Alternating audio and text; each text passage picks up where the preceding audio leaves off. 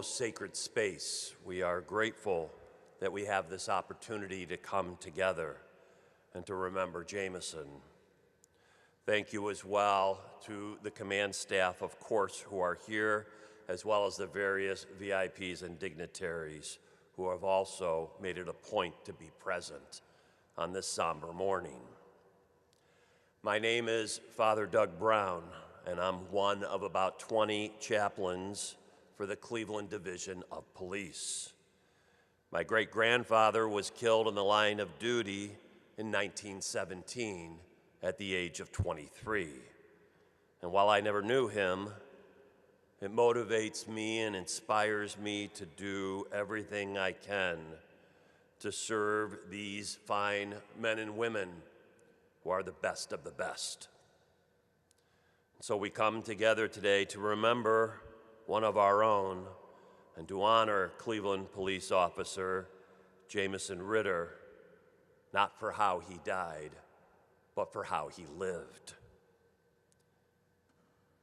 Throughout my brief words this morning, I will probably refer to Jamieson as Ritter more often, not out of any disrespect, but certainly that's how he was known during his time with the Cleveland Police. In addition, this morning we offer our prayers for his family, parents Karen and John, siblings Alyssa, John, and Angelica, his niece and nephew Riley and Wyatt, his large extended family, his brothers and sisters in the United States Army Reserve, as well as his brothers and sisters in the Cleveland Division of Police. This is a hard one for all of us. But I've been so impressed with Ritter's family and their desire to want to meet and talk with everyone who knew and loved their son and brother and family member.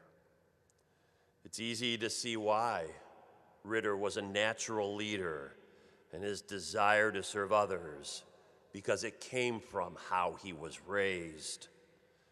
His father received a commendation as a police officer in Greece, New York, near Rochester, for his heroic work in a tragic situation. They are a warm and loving family, and they will need our prayers and our support in the months ahead. It is the ultimate sacrifice when one gives his life serving in public safety.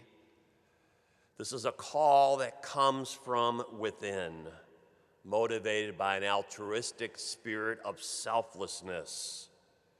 Our officers will tell you they don't do this for the money.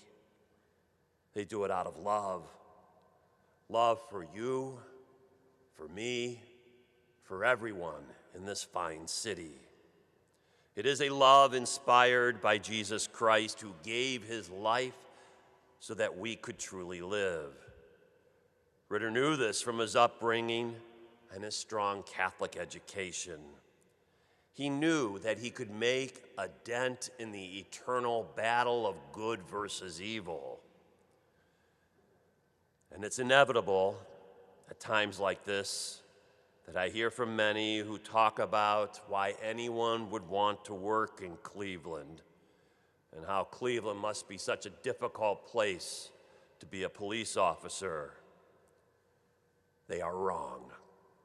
Cleveland is a great place to work. Jamieson Ritter was proof of it.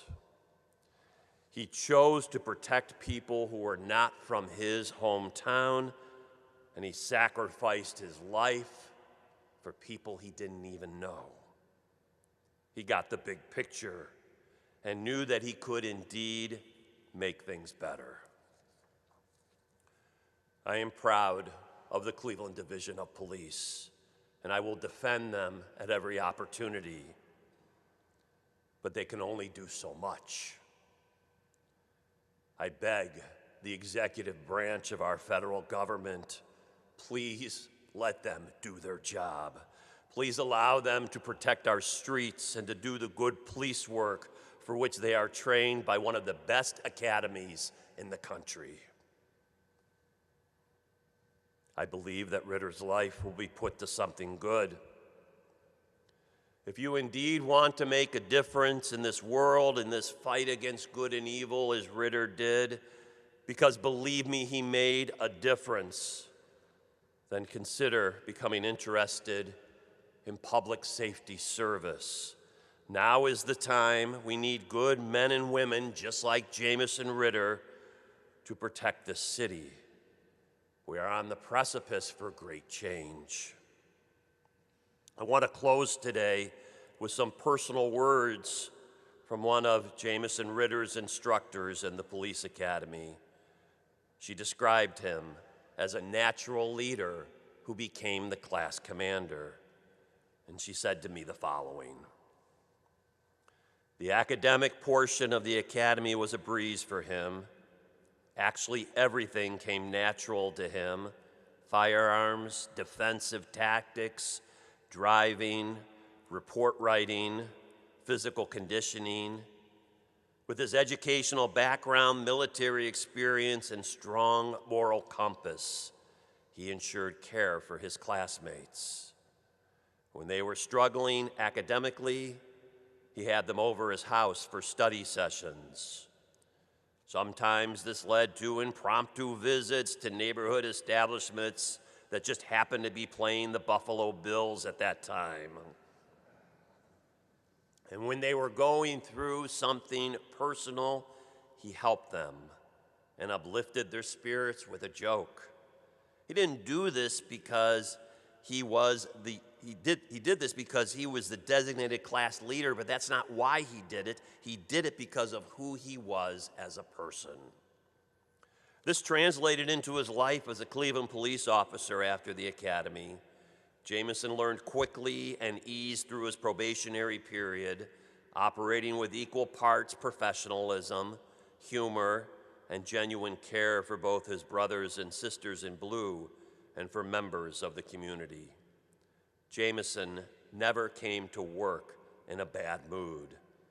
His presence alone changed the entire dynamic of the roll call room.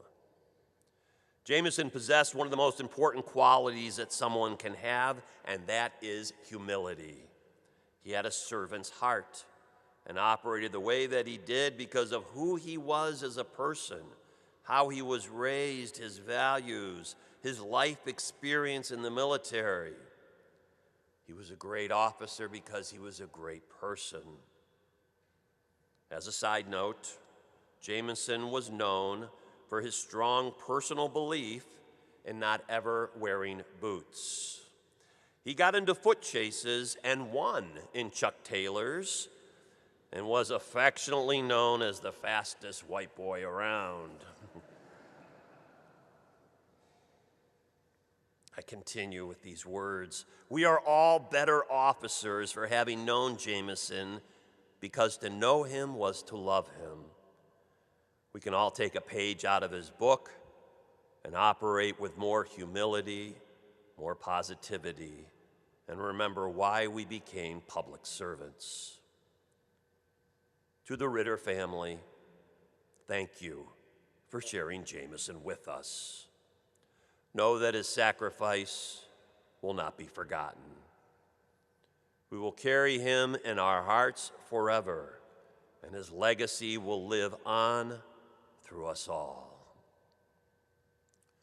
Today we promise to never forget Cleveland Patrol Officer Jamieson Ritter, badge number 1176, appointed November 30th, 2020. End of watch, July 4th, 2024.